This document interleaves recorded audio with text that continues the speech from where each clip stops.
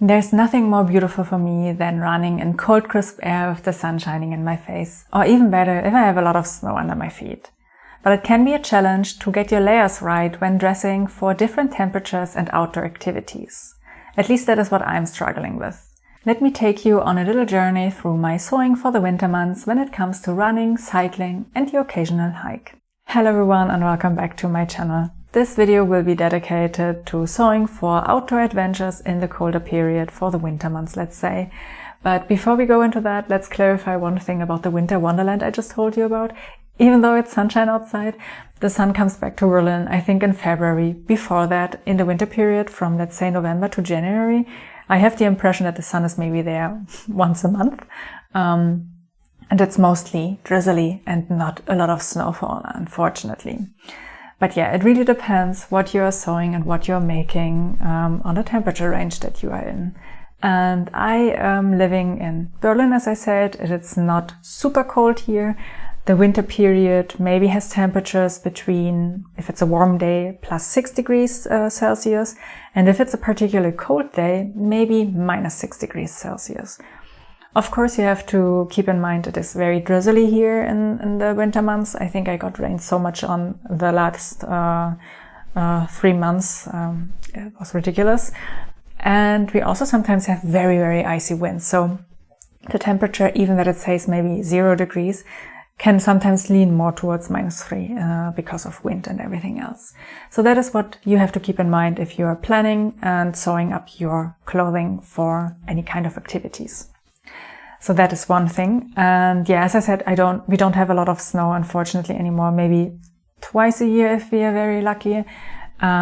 So yeah, I don't need like super cold materials. I think the coldest temperature that we got here was around -11 or 14 degrees. So not like icy cold and not all the time.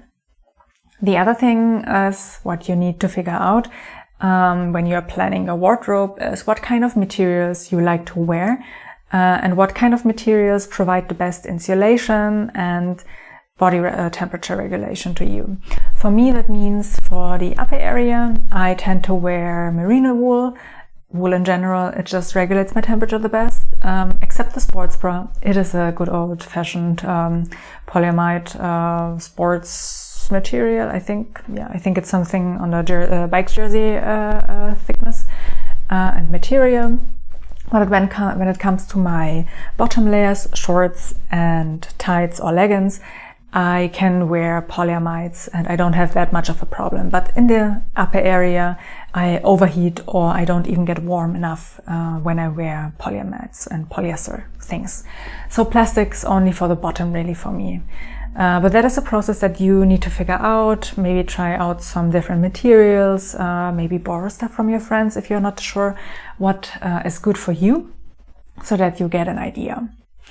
One thing that is also quite, let's say, annoying is sourcing the materials can be a challenge depending on where you live. I'm quite privileged and lucky. In Germany, we have one major fabric shop.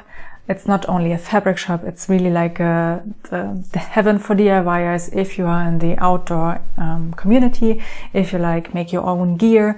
They really cater your needs with that online shop. I will link also all the materials that I use to that online shop. I think they have at least EU shipping completely, except UK, or maybe even UK, but I'm not sure if it's like worldwide.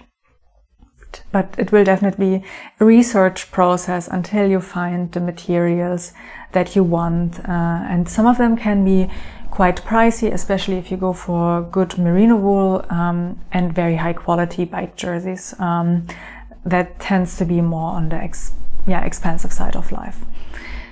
I had the whole idea to make more winter appropriate stuff, especially when it comes to cycling last year or even the year before, because I wanted to go more into cycling also during the cold period, and I saw what prices you have to pay to get a proper bike pants that is winter appropriate and with a padding. And I think it was around 400 euros. And I thought, what? That can't be true. But yes, it is true. Some of these brands are very expensive. And I thought, what do I really need here? Do I really need a pants that can hold up for 12 hours, or let's even say just 6 hours of bike riding? No, I don't need that. So for bike riding in the winter months, I usually tend to cycle around, let's say 1.5, 2 hours. Maybe if I'm very out and about 2.5 hours. So it's short periods of time that I am out in the cold. And for running, it is the same. Usually I don't tend to run longer than, let's say, 2.5 hours. And therefore I don't need like a crazy amount of stuff. So yeah, check what you really need and make clothes and pieces that can be used for all the outdoor activities that you are doing. So I thought about certain pieces that are maybe more specific for cycling or anything else, but the majority of my clothes can I use for running, I can use them for biking and also for the hikes. I like to have like multi-purpose things. And another thing, I like to have not a huge amount of clothing. I really like to have a small set of stuff that I can rotate or wash every 3 or 4 uses. It really depends on how smelly it is. That is why I also use merino wools, because you can really reduce the amount of washing that you need to put on your clothing and stress your clothing and have longer wear out of them basically. So that is some of the parameters for this video. So the structure will be, first we do the bottom part and then we go to the upper part, and in the end I have a few accessories that I found make your, or my life at least, easier when it comes to going out and do some sort of activities in the winter months. So let's start with the lower part, and I think I will start with the shorts that I made in, I think 2019 was the first pair, and then the second pair I think in 2020. I have very fond memories of these because technically they are a winter fabric. It's a super stretch nylon with merino. They are very warm, but I used them a lot for my first years of running, and I think my first marathon in one of these pants. So it has a very sentimental value. But when I started running, I typically run in shorts during the winter time, but shorts together with some sort of fashion tights. So, tights or leggings, depending on what basically swapped over from my regular garments that had maybe some holes in certain areas that were no longer good for using on a day-to-day basis if you go, let's say, to an office or meeting people. So everything that got out of my regular usage pile ended up in my sports pile, and so I wore for quite a while shorts together with fashion tights. I found that super adaptive for the temperature ranges. So if I need just like a little bit of protection to my shorts, next to my shorts, then I used a very lightweight tight or leggings. And if it was very freezing, then I used a winter tight. With that, I basically managed, I think, 2, 3, or maybe even 4 years. Oh no, actually 5 years. And then I switched up my gear to leggings. And wait, totally forgot to also get the patterns for it. So this short is basically my all-time favorite McCall's pattern, the M7261. And if you're on a budget, which I definitely was when I started sewing my garments for running and biking, I picked this particular pattern because you have an upper part and a lower part. The leggings you can easily adapt to the length that you want. You have these these pieced leggings. I pieced it back together into one solid piece of legging.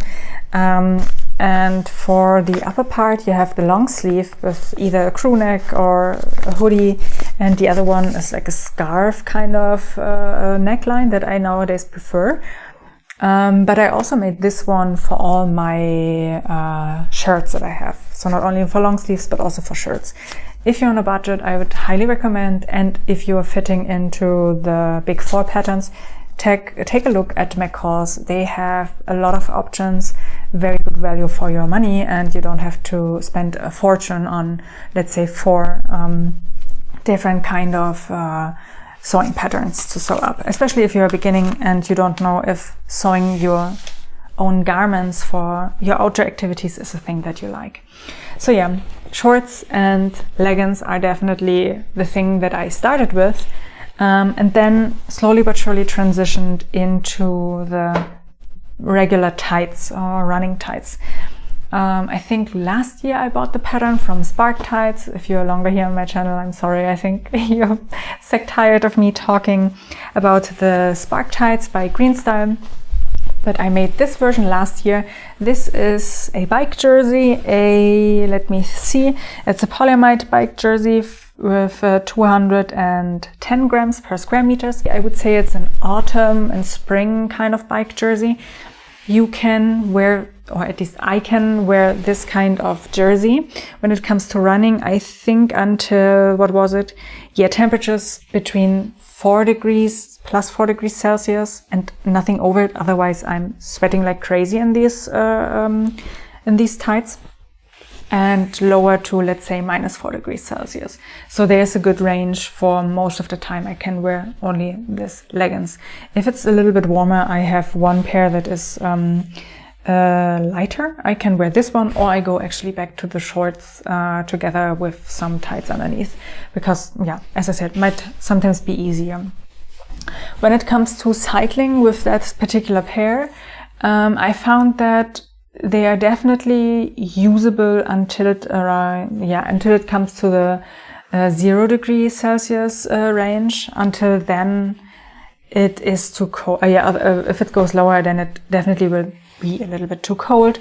But before that, it is definitely a very nice and solid pair of bike leggings. When it comes to colder temperatures, as I said, they are not as good anymore, but I found them basically the same base fabric, but with a brushed and fleecy inside. And this one has 240 grams per square meters.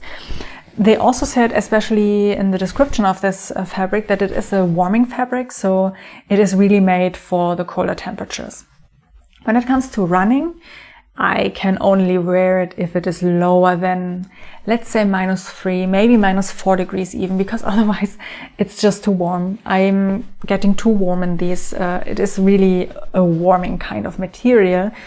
But this pant was initially made for cycling. So I made this last month. I think by the end of January I made this one, especially for cycling. And I choose not to put in the padding for the cycling, because you can easily put your padding in the inside if you want that. But I thought it might be actually better to leave it out, just in case it gets too cold for running in the other tights, and then I need a pair for running. And I'm quite happy that I did this, because I can cycle in these when it's around 0 degrees and less temperature. And I use it for commuting now as well. So they are really, really nice and sturdy and keeping you warm and cozy during your winter rides. These 2 leggings are basically my main leggings nowadays for running and cycling.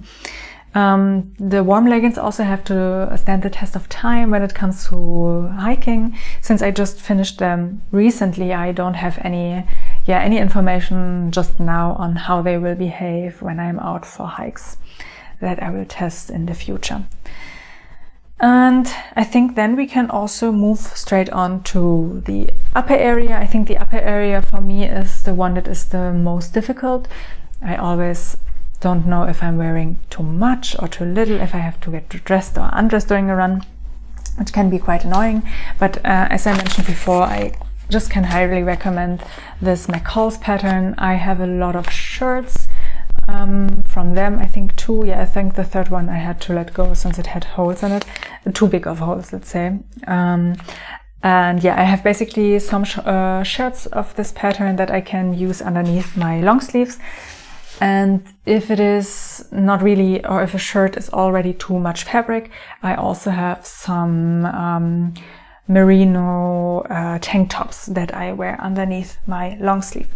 So, but yeah, this is the long sleeve version of the McCalls with with that collar that looks like a shawl, and yeah, just regular arms. And I used this, but you have this, what is the thumb hole in the cuff, but I found this actually not very useful. I always have a pressure here on my thumb then, or on the skin part, so I don't really use it as a thumb, but I have enough fabric to pull it over so that I don't need most of the time some gloves.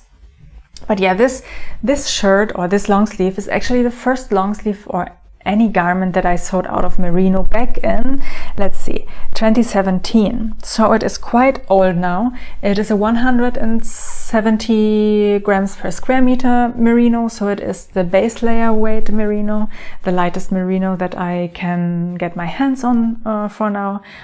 And I use it either as a single layer when it is, let's say, around 10 degrees and lower. Then I can use it as a single layer, but then gradually I have to add either one tank top or second long sleeve. And I have still one ready to wear long sleeve from back in the days, and it starts now to get holes, but I wear my stuff until it really is covered in holes that I really cannot wear it and it's not warming me up anymore. But yeah, I have this as a second layer underneath for very cold temperatures, and I can actually go out for runs in only this long sleeve together with the second one if it is temperatures up to 0 degrees, or even sometimes -1 degrees if it's not like particularly windy outside. So it is a very good and warm layer, even if it is only the base layer weight merino. And you may have spotted there are some venting holes nowadays, and also, especially here. So since it is so old, I think I need to replace it in a year, maybe. It has holes from my running vest, since if you put a lot of stuff in your running vest, especially a flask, your phone, your keys, it rubs on one point, and then for me it is on the left side. It rubbed quite a lot, and it now has a big hole, not a big hole, a smallish hole, but I still wear it. I don't have the impression that it gets cold from this side. So it's fine for now.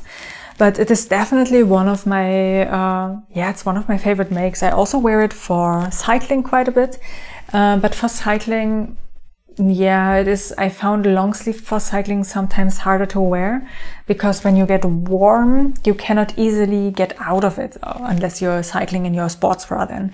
And I also cannot pull up the sleeves easily, because my arms are quite too big for the material. But that is an issue that I have with most of my stuff. So yeah, this is my merino long sleeve. As I said, I maybe have to replace this next year because the hole is getting maybe too big, and this then will become my base layer, because I still can wear it as a base layer. And I then think about already now what kind of a weight I want to have. Maybe I will actually go for a 200 grams per square meter, or even up to a 270 grams per square meter for next year. But yeah, that I will try to figure out in the next season, basically. But yeah, quite a trusty companion. The other thing is, so if I know we are now around the 0 degrees or -1 degrees when it comes to running, I sometimes then found it hard to get the right clothing when it comes between 0, -1, let's say, to -4 degrees, because I have always the impression that I'm still too warm for a third layer, but a little bit too cold to start with just 2 layers. So I made last year this self-drafted zipper jacket it was for Japan.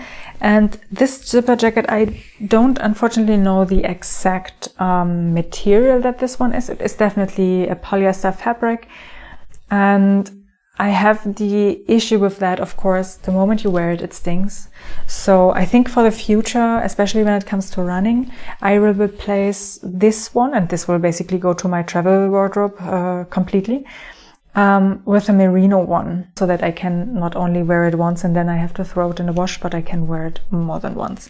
But for now, this one is definitely a very trusty companion. And if I found it too warm, since it has a zipper, you can easily take it off yourself, tie a knot around your waist, and then you're good to go to continue running. And also, what I sometimes found if I go, so I'm living in a city, of course, and it's warmer in the city, but if I go for longer runs, I sometimes try to run, not really out of the city because the city is too big to run out of the city, but I go to the outskirts, and there you really feel the difference in air and coldness. So it is sometimes 2 degrees, sometimes even up to 3 degrees colder than there. So even though I will get undressed while I'm running in this, I will definitely get it back on if I go to the outskirts and feel that little bit more chill in the air. So it is a nice companion. I would say it is around 120 grams per square meter, the fabric. So if you're searching for something for a very lightweight jacket, search for something that is around 120 grams per square meter if you're wanting a lightweight jacket. And maybe even check it out on merino fabric if you also prefer wool on your upper part. Oh yeah, one thing with that jacket, I found it then for cycling quite easy when it is around 10 degrees to wear it over my shirts. But I have to say I don't feel particularly warm in it. So there's sometimes certain materials on me don't warm me up. They just protect me a little bit. And yeah, it's I'm not 100% sure how to tackle this issue, if basically wool would solve it or not. But yeah, that is something I have to figure out in the future, but I definitely want to make another version of this in merino on one point. One thing that was missing in my wardrobe was the perfect jacket for cycling when it comes around 0 degrees or less. I have one jacket I will show you in a little bit later. That is, I think, a performance or soft shell jacket where I have basically the same problem of I don't feel warm in it. It just protects me, but nothing warms me up. And I debated long if I should invest in merino fleece. And merino fleece is quite expensive. I think it's the most expensive fabric that I have bought so far. And it was intimidating cutting into it. So one thing I finished also in the end, by the end of January, is this beautiful zipper jacket. It's basically the same pattern as you just saw before with the lightweight jacket, but this is its warmer sister basically. And this jacket doesn't have the cuff, so the other one has a split cuff or split arm sleeve with a cuff underneath, and here I have one continuous arm without an additional cuff, and also with that similar backing and back patterning in the back. But this material is just so beautiful. So from the outside it really looks like your regular knit fabric, but in the inside it has this beautiful warm fleece. So if you're having it on your skin, it really feels like a little sheep is cuddling you. Quite nice. And I lined the collar area here also with some merino fleece. So I used 170 grams per square meter fleece as a lining for the collar, so that the collar doesn't get too thick. Similar to the other jacket, I have this zipper placket here that I attached, and also lapping it over the zipper that you have that little cool looking, that ready to wear garments usually have. Yeah, this little thingy. But I have to say it was a pain in the ass to sew with that fabric, because it is squishy in that sense. And if you pin it down, this fabric sometimes shifts around. So you cannot really get super even and nice seams. I had to hand stitch everything in, or baste better to say, everything in place by hand to get that pattern working with the material. And especially in the zipper area, it was really, really difficult to get the zipper lay flat, doesn't wobble, and we don't talk about the pattern matching because that is one thing I fluff definitely up here. But yeah, besides that, it was really nice to sew, even though it is quite an elaborate make if you really have to hand sew and hand baste everything in place. But yeah, this jacket is the newest addition into my outdoor wardrobe, and it got quite a lot of wear out of it for commuting and for cycling. So for running, I don't have the temperature range for running for this jacket yet because it was not too cold. It is still too warm to wear this jacket alone. And I think maybe next week I will have the chance, because the forecast says something around -10 to even 11. Let's see if that will come reality. Then I might actually give this one a try together with just a shirt underneath. But for now I don't have quite the temperature range yet. But for cycling it's quite nice. So I can wear it, let's say from +5 degrees, and then if it goes down, I can comfortably wear this one. Either only with a shirt underneath, so around 5 degrees. I cannot wear the long sleeve, for example, underneath, then I will just overheat in it, or I have to cycle very slow.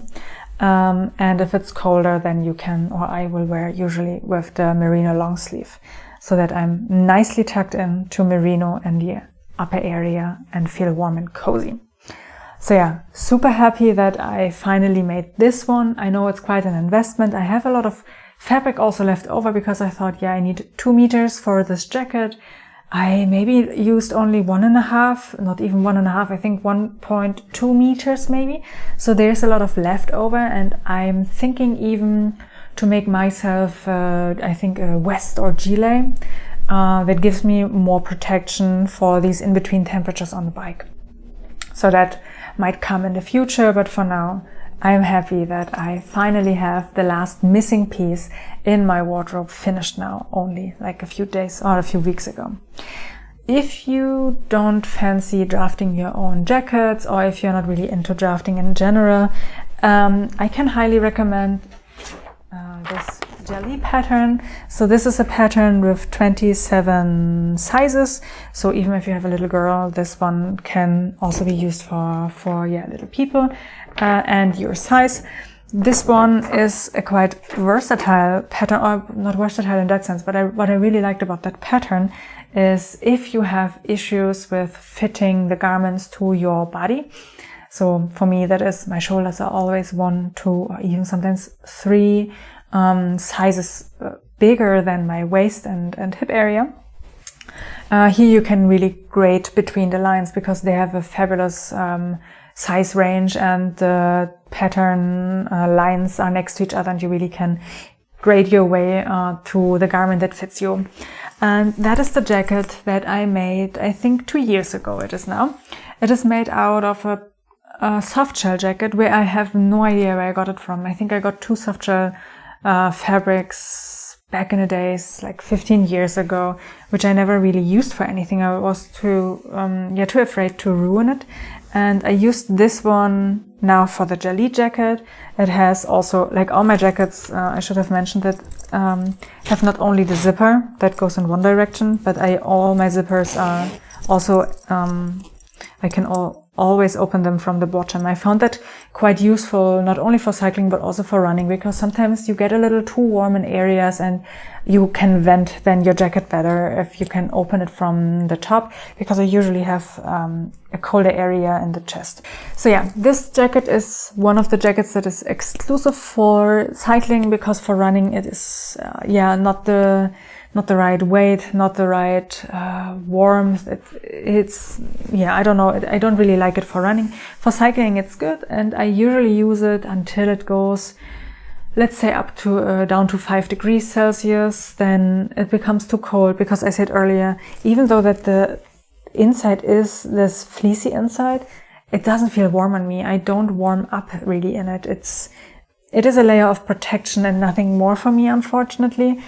But it is a quite nice fabric that I use on a bike, especially if it's windy. I think it shines a little bit more than if it's just cold outside. Yeah, I think that is on the garment department, and now we are moving into the accessories. One accessory, I was not sure if I should mention it, but why not? I found it quite hard if I'm cycling, or now also if I'm on longer runs, how you keep your water warms or any kind of beverage that you're using. And I thought myself this little, it's just basically for my water bottle for cycling, and it fits perfectly into my my bottle cage. And the inside is made out of a thermal layer, so that it really holds the warmth in the bottle. So I have a bottle made out of aluminum, and of course it really radiates out the heat. And to protect the water a little bit from that cold outside, I use this little sleeve basically and put the water bottle in. And if I fill a water bottle with boiling water, I have it up to 2 hours that I comfortably drink it for warm, so that it's still warm. I don't like it if my water gets super cold, because then I have the impression every time I take a sip, that I'm freezing from the inside. And with that, I can mitigate that as well. Also for running, so I have these running flasks that go into my vests. And even though that this one is made for my cycling bottle, I can easily fit this inside and just fold it a little bit and push it into my running vest, and then even that water bottle will stay warm. This thing cannot be filled with boiling hot water. Check your flasks if you want to fill something. But it is still warm enough then, even after 2 hours when I'm coming back, that this one keeps it nice and toasty. I think for the future I will show one that is exclusively for this one, that keeps that shape also a little bit better in mind, because it has too much fabric on the sides when I put this in. But it's better than nothing for now. So yeah, this is one thing I really like that I made it, because it made my life now so much easier, since I don't have a thermal water bottle for either running or biking. I mean, for hiking it's something different, because usually I have my backpack with me, then I can put the thermal inside. Yeah. One other accessory garment that is definitely not beautiful, but it is so useful, is these, I think it's balaclava, is its name. And I made this one just recently because I noticed that when you're on the bike, your nose area, it really gets cold. And I mean, I don't wear it all the time when I'm on the bike, so I sometimes get a little bit warm up, then I push it down, but if I'm getting cold again, I push it up. So this thingy really is a nice addition to the cycling, and I can adjust the height of it quite easily. It's not super skin tight on this area, which I like, since you then can basically adjust the fitting of it. And I also use it for running, especially if it's colder and in the outskirts, and also for my neck. So in my neck, I sometimes have that gust of wind coming in, and with that little thingy, it protects it more than before. One thing you will notice is that I have these flappy things that are longer in the front and in the back than on the sides. And what I found, that I'm a little sensitive, especially in the front area and the chest area, when it comes to wind. The moment the wind hit my chest area, I feel particularly cold in there. And I thought, why not then make this balaclava thingy longer in the front and also in the back, so that I can pull it down and then put the long sleeve over it. I will insert a little clip of me getting dressed before I'm heading out for a run, and where you can see how I layer it. I sometimes even layer it under my running cap, since if it's super sunny outside, I prefer to have the cap to protect my eyes from the sun, instead of just going out with sunglasses. So yeah, that thingy I came up with while running. I was freezing a little bit in the back, and I was like, wait, how can I do it? What can I wear? And I don't know what you think when you think about these balaclava type of garments, or however they are pronounced, but I have to think about these, I think it's a jester, these medieval harlequin style thingies, and I nearly started laughing while I was running. But yeah, that is what I'm doing when I'm running. I think about things that I can sew, or other projects that I have in my mind. It's sometimes where I come up with new ideas. and yeah, super useful, and I'm now a little less cold. My last thing I want to mention, it's more like an honorable mention because it's an utter fail, is I tried to make myself some gloves. I have 2 pairs of gloves that I wear for running, not for running. For running, I rarely wear gloves. It really has to be super cold, like -5 or 6 degrees. I have one that is a knitted glove that I wear, and for biking I have a windbreaker kind of glove. And I thought it would be nice to have a thin glove made out of these bike jerseys that I have. And I started prototyping it. I was quite happy with the prototype, but when I came to the finished piece, and that is where I stopped. I mean, maybe it doesn't look too bad. You can still see the stitches from my hand stitching, since every piece here you could not just fixate by pins. I had to hand sew everything in place before I machine sewed it. But yeah, I'm not 100%. I mean, it's maybe not an utter fail, but it is a fail, because these pieces in the middle between 2 fingers are just that bit too tight, so I can feel it if I push them down, that this area is just, too tight. I have to fix that maybe on one point, but also sewing up these little finicky tips, it really got onto my nerves. So this one unfortunately did not get finished, and I'm not 100% sure if I will get this finished this winter season, because the prospect of sewing these tips again and ripping everything apart on this thingy actually sounds more pleasant than re-sewing it, especially the tip. But I would really like to get to sewing some gloves. You can see this is the stage before turning everything and sewing the tips. But yeah, it is interesting to make gloves. I used my existing windbreaker glove that I have, and I traced the pattern off of that because I knew that this one fits me quite well. And I also did some research on how to construct your own glove patterns, but yeah, I always found patterns that have these separate separate part for the thumb, and with that glove that I have, it has one continuous panel and then one panel on the back that is separate from the back panel on the hand. And I found that more comfortable than having a whole seam around this area. So yeah, maybe I will get back into it and sew a little bit more on it, but yeah, for now it is a fail. If you have any good glove patterns that are working, let me know, please. I'm searching for one, and I would really like to try it out, since you also don't need a lot of fabric for it, and it would be a nice scrap buster for all the little pieces that I have from sewing my leggings up, especially the ones that I just sewed recently, the fleece-backed bike jersey.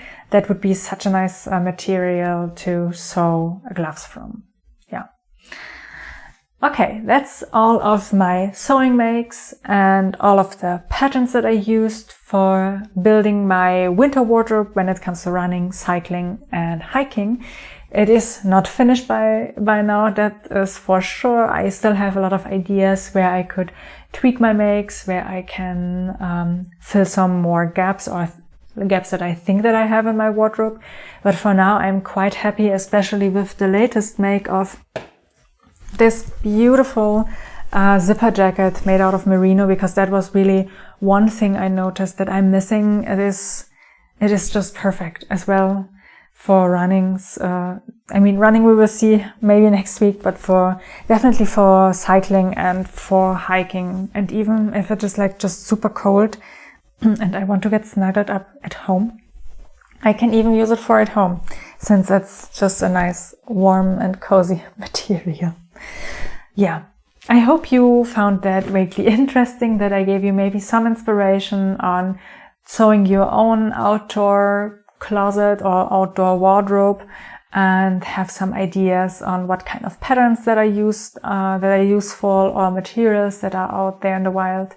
If you have any comments and additions that you would make to that list, I would be happy to have them in the comments and help others out as well. But for now, that's it. I hope you have a bright and sunny day wherever you are, and maybe some beautiful and sunny running adventures, cycling adventures on your way. I might actually go out for a cycle adventure just now. It's not too late yet, I guess. And maybe even take some B-roll shots out in the wild on my bike. Let's see. I will definitely see you in my next video. Take really good care and happy crafting, everyone. Bye bye.